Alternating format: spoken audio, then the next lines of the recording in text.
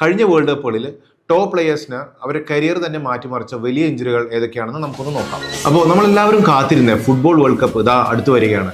Football എന്ന് പറഞ്ഞാൽ പ്രത്യേകിച്ച് നമ്മൾ മലയാളികൾക്ക് അടങ്ങാത്തൊരു ആവേശമാണ്. എന്നാൽ ആവേശത്തോടൊപ്പം തന്നെ നമ്മൾ അറിഞ്ഞിരിക്കേണ്ട ഒരു കാര്യമാണ്, ഫുട്ബോൾ എന്നത് ഒരു ഹൈ ഇമ്പാക്ട് ഇഞ്ചുറികളുടെ കൂടെ കളിയാണ്.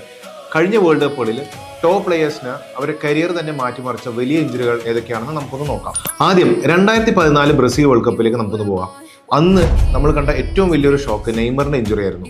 ക്വാർട്ടർ ഫൈനലിൽ കൊളംബിയക്കെതിരായ മത്സരത്തിൽ അദ്ദേഹത്തിന് പറ്റിയത് ലംബാർ സ്പൈൻ ഫ്രാക്ചർ അഥവാ നട്ടലിന്റെ താഴെയുള്ള ഭാഗത്തുണ്ടായിരുന്ന ഒരു ഫ്രാക്ചറാണ്. ഫുട്ബോളിൽ റെയർ ആണെങ്കിലും വളരെ സീരിയസ് ആയിട്ടൊരു ഇഞ്ചുറിയാണ്. അടുത്തതായി 2018 റഷ്യ വേൾഡ് കപ്പിൽ മസിൽ ഇഞ്ചുറീസ് വലിയ ചർച്ചയായി. പ്രത്യേകിച്ച് ഉറുഗ്വേ താരം എഡിൻസൺ കവാനി അദ്ദേഹം മികച്ച ഫോമിൽ നിൽക്കുമ്പോഴായിരുന്നു ഹാംസ്ട്രിംഗ് ഇഞ്ചുറി വന്നത്. കളിയുടെ ഹൈ ഇന്റൻസിറ്റി കാരണം പെട്ടെന്ന് സ്പ്രിന്റ് ചെയ്യുമ്പോഴും സഡൻ സ്റ്റോപ്പ് ചെയ്യുമ്പോഴും തുടയുടെ പിന്നിലെ മസിലിന് അമിത സമ്മർദ്ദം വരും. ഇത് ഹാംസ്ട്രിംഗ് ഇഞ്ചുറീസിന് കാരണമാകും. ഇനി 2022 ഖത്തർ വേൾഡ് കപ്പിലേക്ക് വന്നാൽ ലൂക്കാസ് ഹെർണാണ്ടസിന് വന്ന ACL ഇഞ്ചുറി ആയിരുന്നു അന്നത്തെ വില്ലൻ. ആദ്യ മത്സരത്തിൽ തന്നെ ACL ഇഞ്ചുറി കാരണം ടൂർണമെന്റ് മൊത്തത്തിൽ അദ്ദേഹത്തിന് നഷ്ടപ്പെട്ടു.